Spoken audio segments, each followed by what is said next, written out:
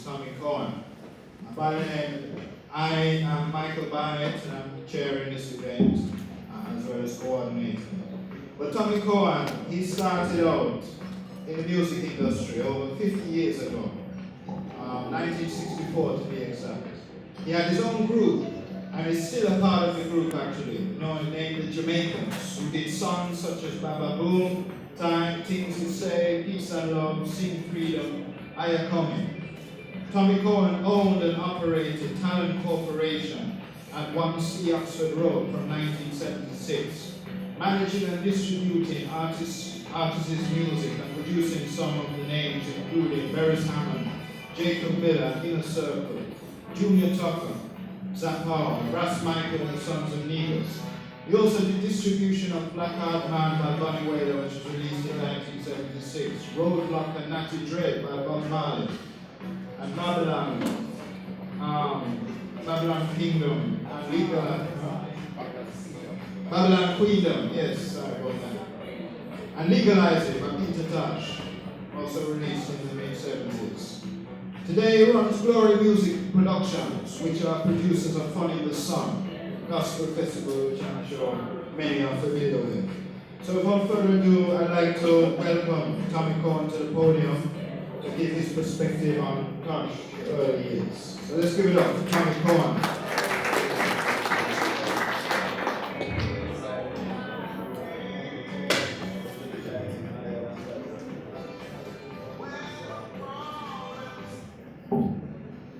Good evening, everyone.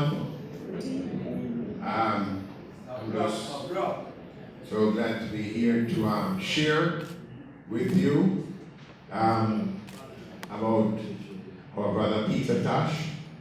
I know that Peter Tosh has touched many lives, and many persons would have had some experience with Peter Tosh, and some of the experiences you hear from time to time, some are just experience of what people read about Peter Tosh and the person he was and what he stood for and what were his values about life. But I just begin here by just a remembrance of Peter Tosh at a concert in Bermuda. It's a concert that I've not seen much about because maybe a lot of folks did not know about this. But it was a concert in the National Stadium, and Peter Tosh, along with Ramsey Lewis and Richie Havens, were part of the artists who were performing. Ramsey Lewis actually did not get to perform the night because what happened, they had brought in a grand piano for him. And while they were doing the sound check, without paying attention, the vibration of the sound had the piano rolled right off the stage, went over, and just broke up. Richie Havens, on top of his game, was performing. And he was performing before Tosh. And for some reason, Richie Havens seemed to have been performing, and people realized, because in Bermuda, you have a curfew, and you realized that the curfew time was coming up. And the audience started saying, Peter Tosh, Peter Tosh, Peter Tosh. And for some reason, Richie Havens went into some kind of a trance.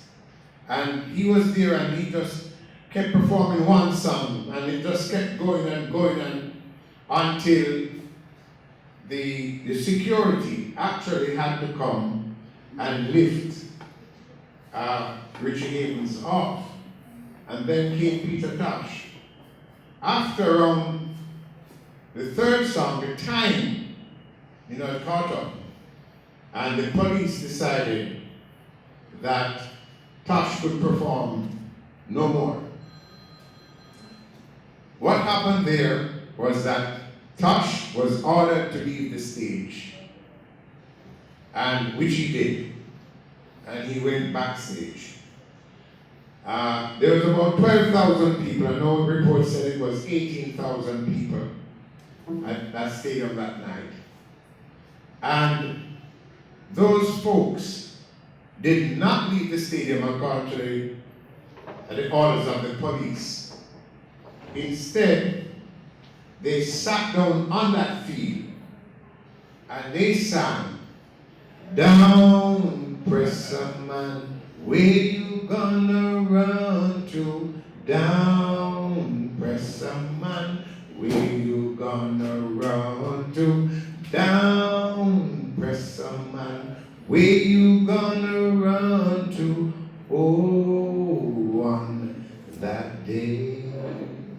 And Tosh sang that song for around 15 minutes until a vibe that came over that stadium, and the police wrote an order that Peter Tosh could have continued his concert.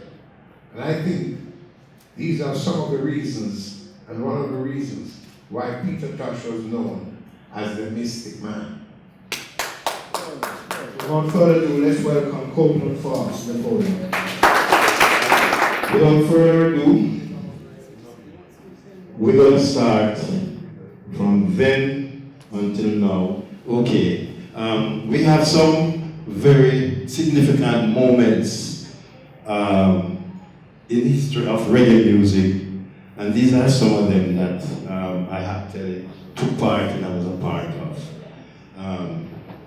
Tosh's tour of Swaziland in 1983, Jimmy Cliff historic tour of South Africa in 1980, when I was crazy enough to take entertainers down there under the apartheid regime, but we were playing for black promoters in Soweto, right? Then we go down to the Reggae Sunsplash African Tour 1988, where I took 120 people from here, touring 16 countries in Africa. That was the tour that Robbie Tree when he come back. Then President Obama's inauguration in Washington, D.C., where I was called upon to present reggae artists at the ball. So I had Cocoa Tea and Marcia Griffiths there performing, right, next page. Sure. Now, this is one of the standout things with Peter in Swaziland. We went to Swaziland. It was on the front page of the Times, and this was the welcome on the front page of the paper. Would you? Next. This is inside the stadium where we performed, and we had over 30,000 people. And when Peter opened up apartheid, we're going to fight against apartheid with his M16 guitar. There was about 5,000 people outside who couldn't afford the £5 to get in. And what happened is that I think his girlfriend went and whispered something in his ears. I didn't know what was said, but Peter stopped the show. And all I hear is, they must open the gate and let in everybody outside, else he's not going any further. So the people outside heard, and believe you me, they stormed the gate of the stadium. So they had to open the gate and let them in. So another 5,000-10,000 came in.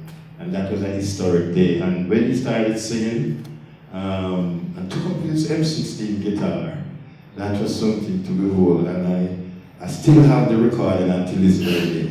Next. One moment that always stands out is Peter Tosh's historic tour with the Rolling Stones. And this tour actually exposed him to audience in excess of 300,000.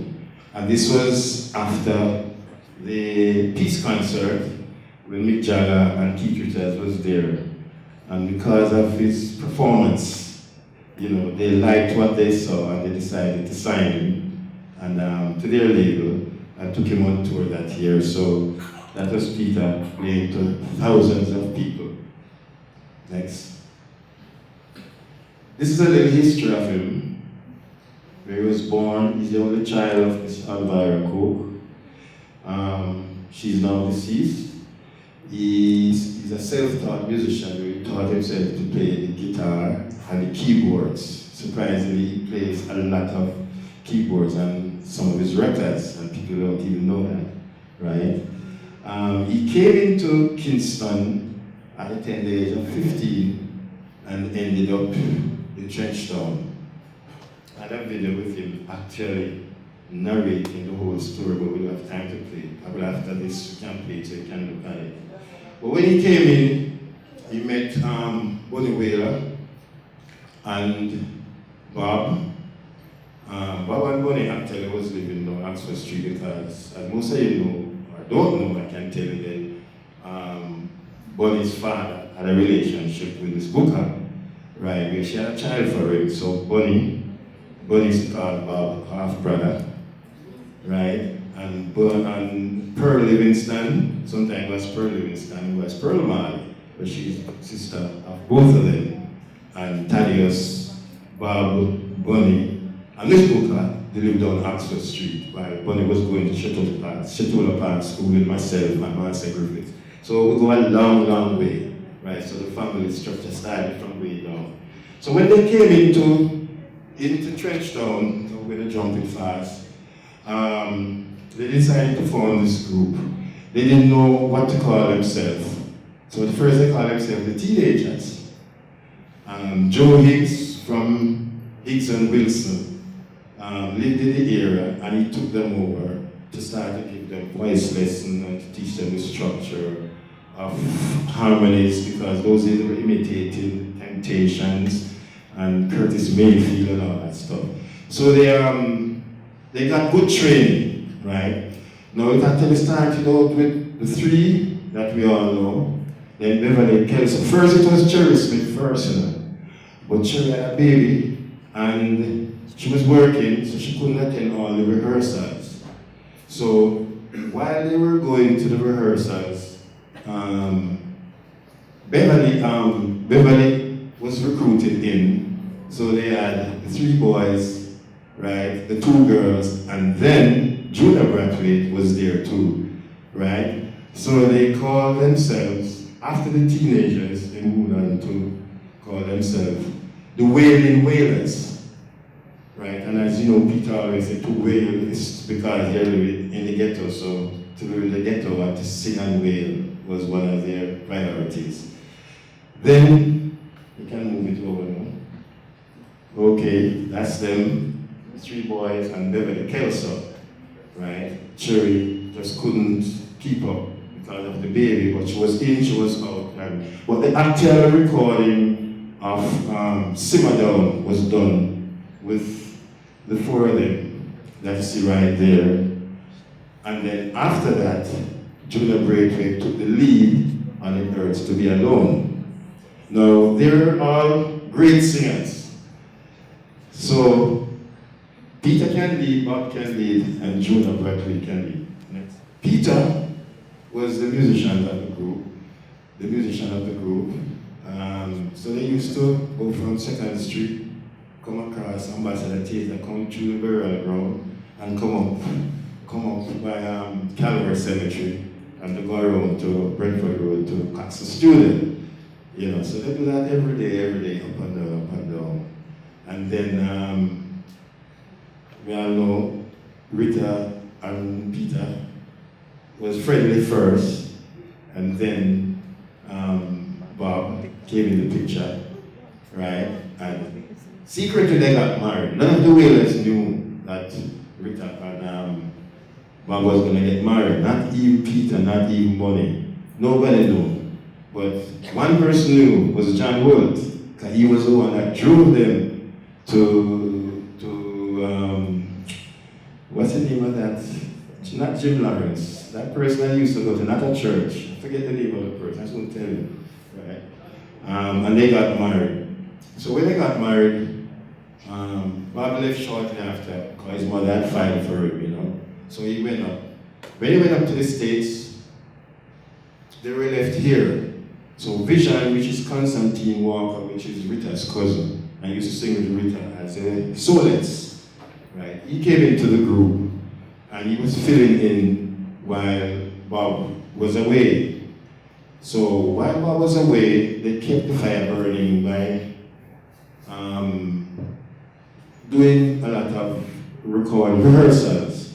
And then Bob came back after about 6-7 months. So when they came back,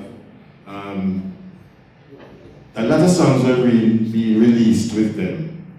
And they took on the name the Wailing Rude Boy Wailers because they were doing songs now with the overtone of Rude Boys. When Desmond Decker said, them a shoot, them a wear a shanty town, Rude Boy the compilation. They come back with, go to the next one.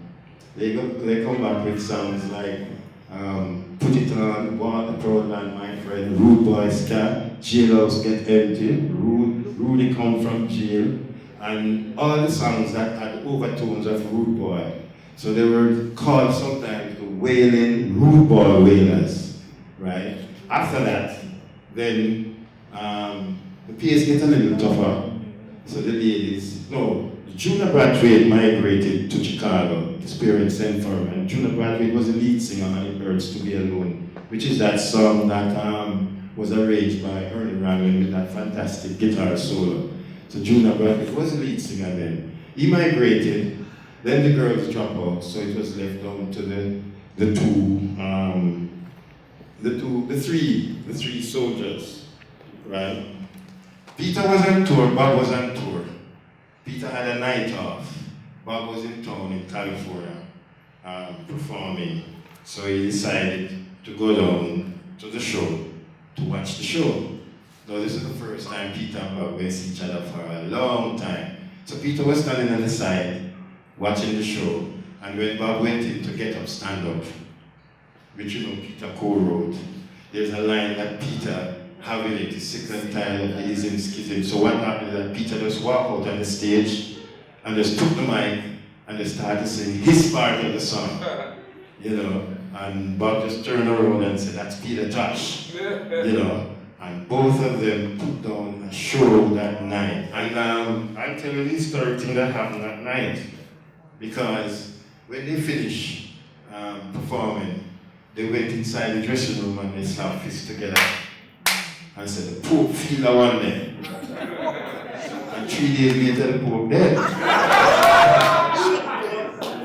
No, it's a serious thing, right, Owen? Yeah, 3 days later, the Pope dead. So the wheelers, them have a certain power that they're moving with that. It tell Leslie don't put up the album, it's judgment where he reaches, and he have a heart attack and die. Tell this one, then slap fist and said, poor feel one day, and he died 3 days later. So it's some powerful brothers there. Later in the year, the incident which happened with Tosh outside after three, where he was waiting on Sly and Robbie.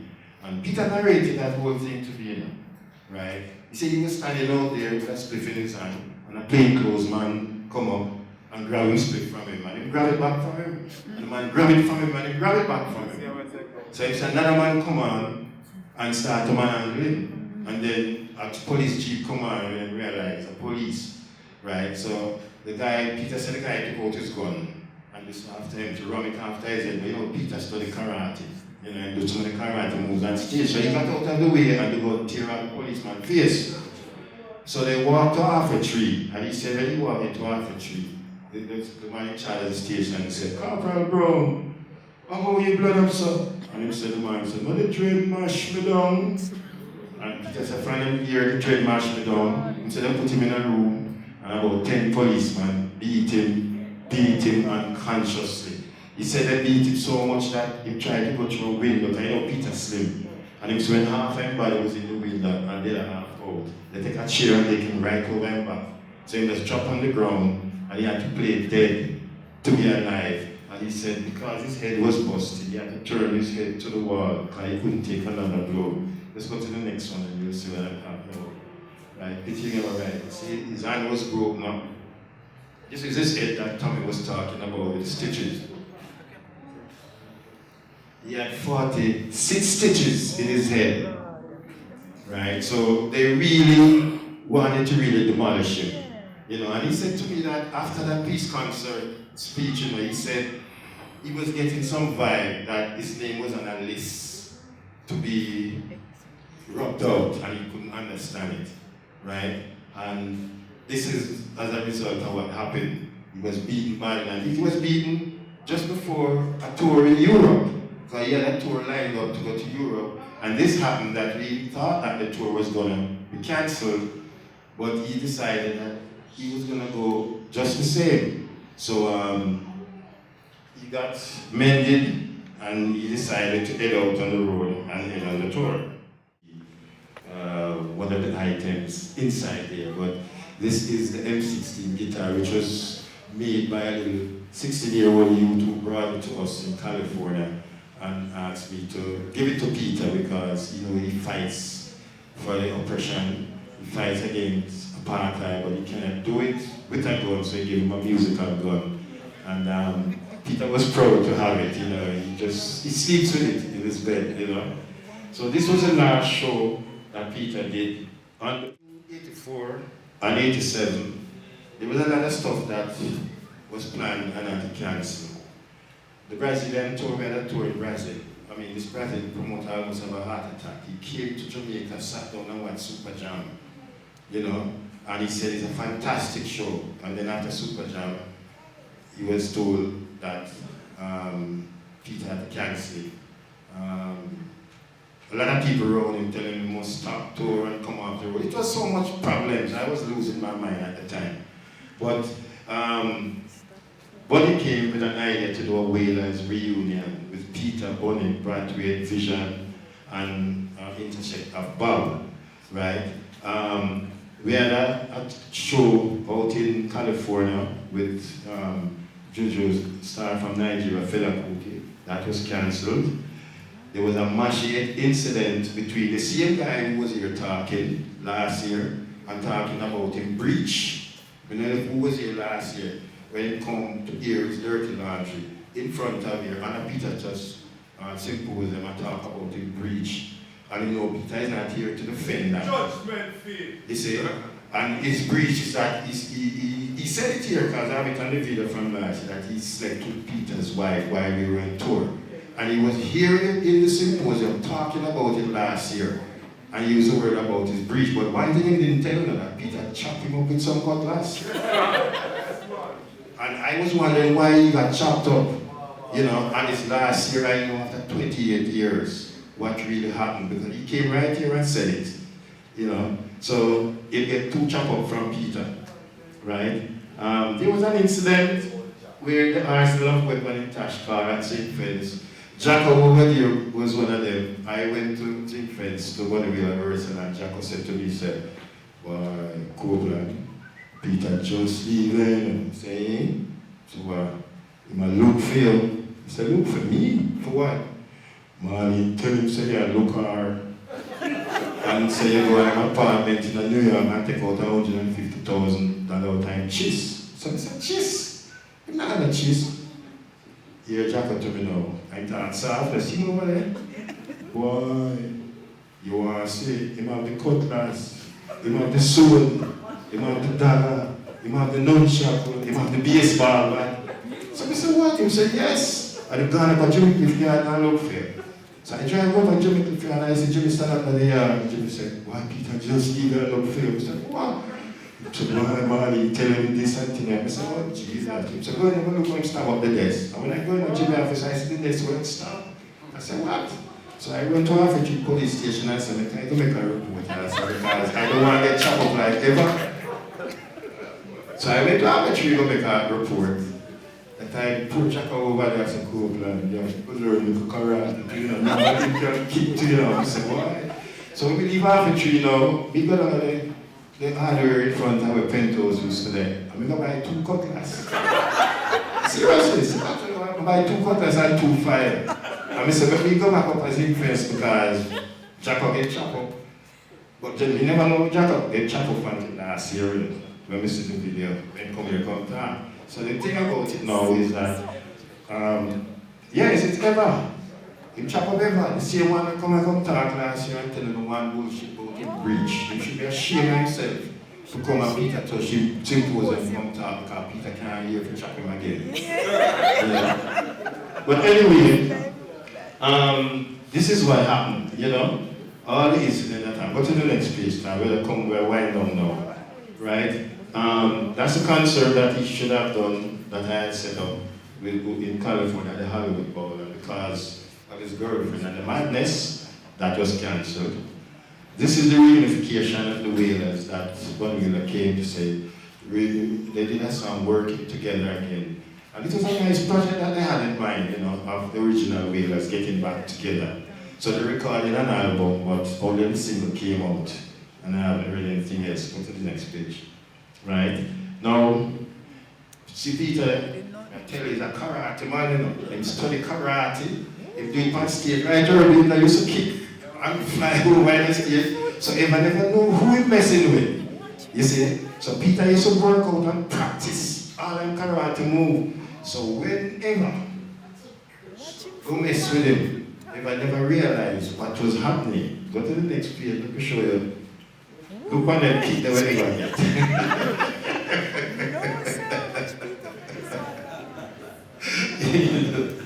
You know, I had to find them, you know, because honestly I was hurt when I saw the video. This man came here last year, what he was talking in front of the hall, you know, and to make up this kind of stories to come and talk about in prison time and how much time he was spending in prison and from Bacawal, and it was Peter Tosh forum to come and say in breach. I think it's a disrespect that and come before and fabricating stories talk about Peter when he should be protecting his legacy and have respect for the man, but because the man is not here, 28 years later, they're coming to talk about the breach. That thing hurt me until this very day. Now, we come to the sad moment. You know, that's Peter's mother there, right, Miss Elvira Cook.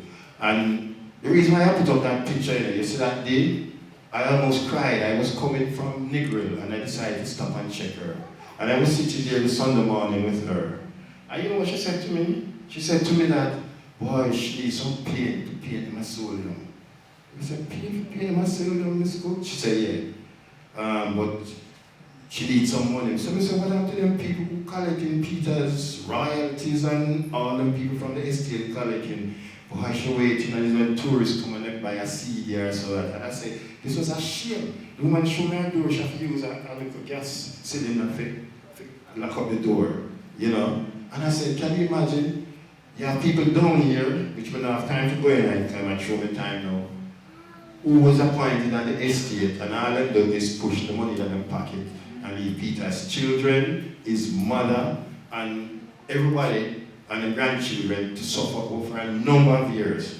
And I have a copyright here, can show you when this thing down to show you that an illegal deal was done with Peter's 8th album. Right? And none of his children, or his grandchildren, or his mother gained anything from that. And that's where I was sitting with her in the morning talking. Now, you just like me all to introduce yourselves because they don't know the names, right? So Steve, this is Peter's first son there in green. Right? That's Steve right there. So Steve, go down the line and just introduce the rest. Akeda. Toby. That's Toby. That's her mother you saw in the middle of the stage. Nurul. Michelle. Nabi. Right. From Belgium. Hold on. Is Nabi this? Yeah. From Belgium? Yeah. No. This is Peter's last son. The last time I saw him, he was 3 years of age. He was born in Belgium. And then I saw him about 7 years ago. And this is the first time I see, are you looking at this guy? This guy look like Nabi. That's Peter's last son that was born in Belgium. Nabi. Toby on the left. Then you have your own Michelle, right? And Michelle's husband. That's the Tosh's family over there. Some of them, Peter had 10 children. Right? And I'm so happy to see you all. Nabi, boy, I can't believe it. Steve, you were the first. and nobody come after you. And I was so happy that last year it was Steve and myself received the award for Peter for publicizing and promoting marijuana to the state where it's now being legalized. But we're not getting any money yet, you know. But I'm working on it, don't worry. All right, that's the Tosh's family right over there. So that's the room, right? That's the entrance. And it's really like a tourist attraction now that people come and can go and pay respect to a freedom fighter for Jamaica. And go to the next one, sir. This is the interior of the mausoleum. You know, it's very, very, very nice. Anytime you go to the West, everybody should really go and pay a visit there. And in the end, I must say that I am honored and pleased to have shared my life and to work with this legend, this Jamaica freedom fighter, and a brother who stands for nothing but justice in the world. And the thing that hurts me and upsets me though is that this gentleman here struggles every year to put this thing on, you know, with no help from no government people, nobody. And an icon like Peter Tosh, you know, who has done so much for this country, you know what I mean? And the legalization of marijuana is something that he advocated for. And he should be struggling to put this together. They used to have a Peter Tosh concert in the West. They can't have it again because there's no help, there's no funds. And I don't understand, how could that be? Because I can tell you, I have so much documents inside here that can show you, you know, where there shouldn't be a struggle to put on anything for Peter Tosh. Yesterday was his birthday. How much people knew that yesterday was Peter's birthday? Not much. You see, because there was nothing significant about it. Other artists you would hear big things and so on. And Peter Tosh, who is a freedom fighter for Jamaica, needs more recognition.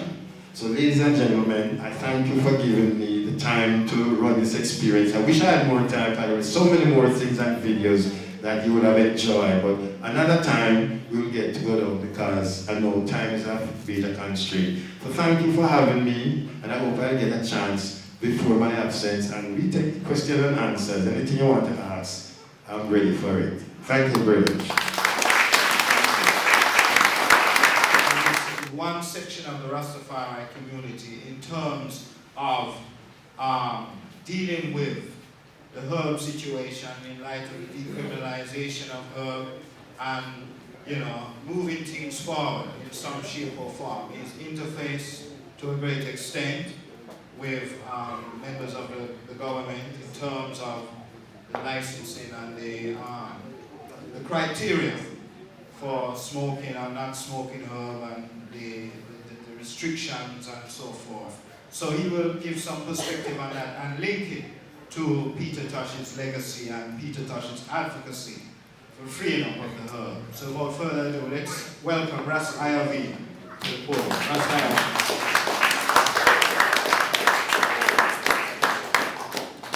Yeah, give thanks last night, you know. Just want to say greetings to everyone in the name of His Majesty this last night. You know, final Empress Batio Nene. A blessing and an honor to be here. And I give thanks to see the students in general turn out for a lecture on Peter Tosh. I mean, Tommy spoke about Peter Tosh from a musical point of view, and co-plan from a musical point of view. And it go that we could sit and listen, I mean, to do these two individuals who have experienced Peter on a musical journey. I want to just look at Peter as the revolutionary. The man who stood up uncompromisingly for the rights of Rastafari and the rights of oppressed people, especially here in Jando. Now, I give thanks again from Westmoreland because Peter and I had a very close relationship. While he was confronting the government musically, I was confronting them from a constitutional point of view. Because I know as Rastafari, and our constitutional rights were constantly being violated by the state. And it was marijuana, ganja, cannabis, whatever they want to call it, that was used as the doorway, as the avenue to bring down pressure on Rastafari and grassroots people. Because if we cannot come together as people and unite and stand up for what is ours and what is our right, 30, 40 years from now, it's as if Peter have died in vain. Because what he fought for, what he died defending, will be in the hands of foreign investors and rich people here in Jamaica. And I'm talking about ganja. We have a company called Medicanja, and there are 2 former prime ministers on the board of directors. And there is a former governor general on the board of directors. Now these are the very same people who used to formulate laws to persecute I and grassroots people. Right? Now, looking at the situation as it is, with those type of political and financial influences, where does that leave the average grassroots individual who went to jail and get battled for this? Now, I am not going to compromise, even though I am on the board. It's either you take me as I am, or you ask me to leave. But I am there to protect the interests of those who have suffered for this. And by any means necessary, I think as a people we ought to be prepared to defend the rights of grassroots people and Rasta people. If we don't defend that, nobody else can do it for us. So, being who I am, I can look at the example of Peter Tosh. I know what he went through because of his belief, because of his knowledge, and because of his defense of marijuana and the upliftment of island people. Now, I give thanks that Westmoreland Hemp and Ganja Farmers Association is the first Ganja Farmers Association to be established in the island. When we are about to establish that, it was at Peter Tosh mother's home that we announced that we were going to set up that last year. We have been agitating for a long time, but we have never registered anything on behalf of Ganja. So I went to the shoe and he said, but Rastaman, you know, so Ganja is still illegal, you know. So I said, yeah, but he said, but Ganja Association is not illegal. And he said, no, it's all right. And so we set it up. And I give thanks that that has been an example to the rest of Jamaica. So almost every parish now has a Ganja Association. But that is not enough. What we need to do as the various parish association is to come together and form a national association. That means that even the government can tell grassroots people how to handle this industry. Maybe for the first time, the grassroots people would be telling the government how we want this ganja industry to run.